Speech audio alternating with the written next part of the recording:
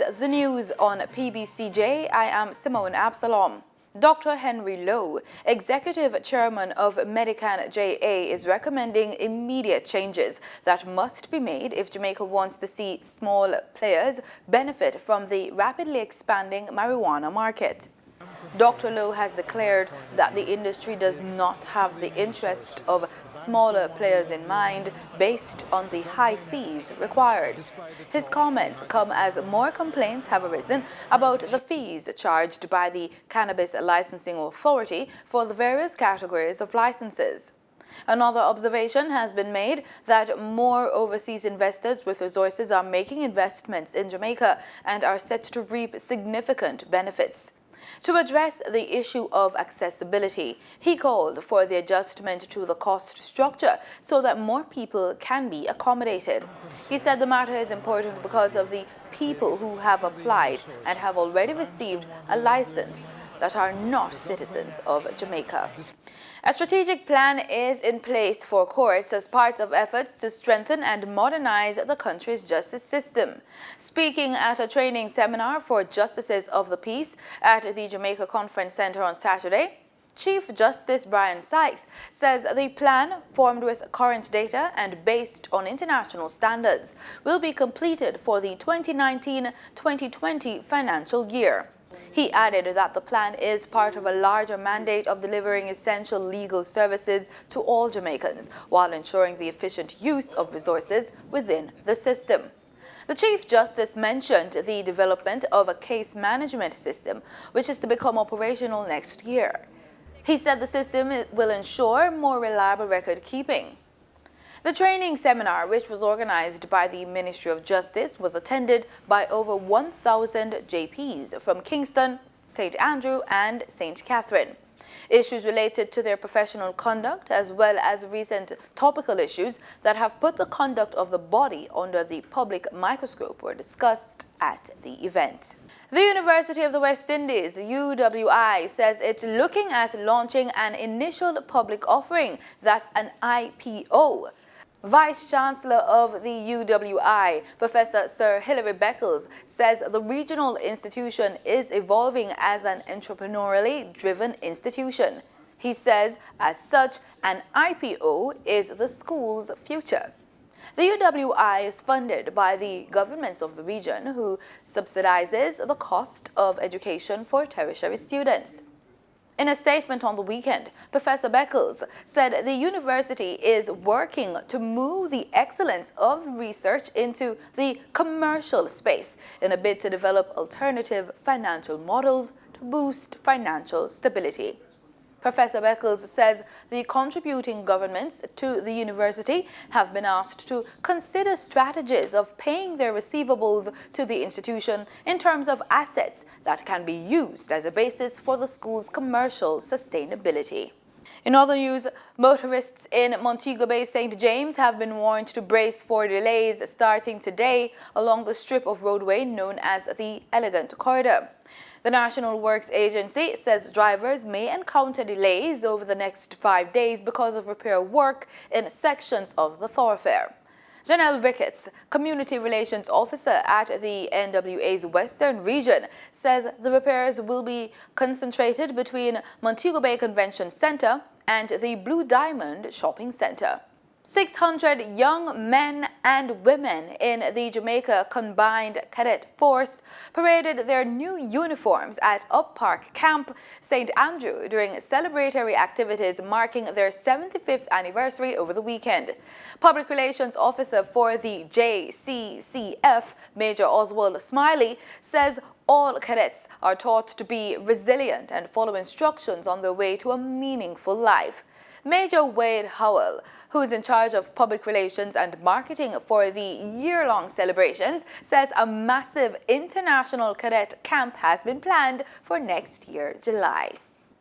The Washington-based Institute for Caribbean Studies, ICS, says it will bestow the Marcus Garvey Lifetime Achievement Award on Jamaican comedian, actor and playwright Oliver Samuels during its 25th Caribbean American Heritage Awards Gala on November 16.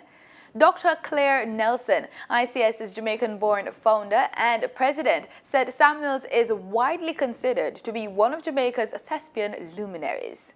In regional news, Cuba's President Miguel Diaz-Canel was in Russia on the weekend holding talks with Russian President Vladimir Putin. Bilateral agreements between the two countries and joint efforts to end the continued economic embargo against Cuba were among the various issues discussed. Richard Richards has the details about the visit.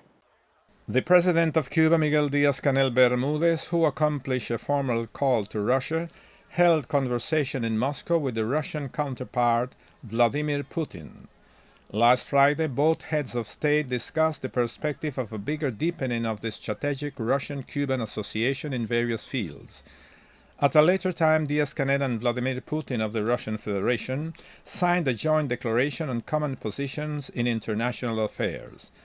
The Cuban statesman recognized the good going of the bilateral relations and thanked the Russian government's permanent position of its parliament, of various institutions, and of the Russian people for their solidarity with Cuba's request of putting an end to the United States' financial and commercial blockade against the island. Cuba and Russia held an interchange and top-level political dialogue and agreed in their vision towards numerous issues of international themes as the defense of peace and the responsibility of international institutions. In addition to the main meeting in the Russian presidency, the Cuban ruler met with the President of the Parliament of Russia, Vyacheslav Volodin. He also held meetings with other high-level officials of the European nation. The Cuban leader's journey to Russia, the first of a tour that will take him from Europe to Asia, began just after the signature in Havana of agreements of collaboration for an amount of over $200 million in the presence of the Russians' first Deputy Minister Yuri Borisov during the activities of the 36th edition of the International Fair of Havana that has just closed down its show palace, which hosted expositors and businessmen for over 65 countries. The head of state of the Caribbean island will also accomplish official visits to China, Vietnam, Korea Democratic People's Republic, and Laos. Before his arrival in Moscow, Diaz-Canel accomplished a short visit to France, where he was received in Paris by the French Prime Minister Édouard Philippe. France was the first European country in paying a formal visit to Cuba after the presidential assumption of Diaz-Canel. Some 30 French companies work in Cuba, notwithstanding the United States' financial and commercial blockade applied to the country since 1962, a blockade that has worsened after the arrival of Donald Trump in the White House. Direct from Cuba, Richards, Canal Caribe.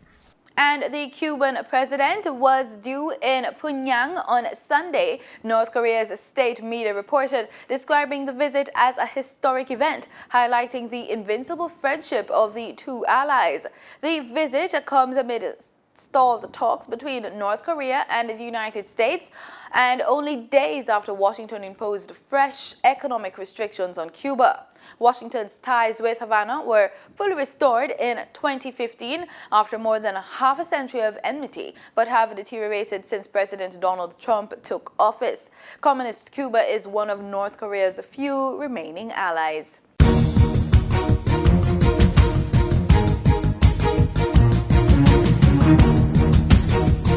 In sports, we bowl off with cricket as the West Indies were handed a 5-wicket defeat by India in their first 2020 international in Kolkata on Sunday. Spinner Kuldeep Yadav starred in India's win as the tourist struggled with a bat yet again on the tour.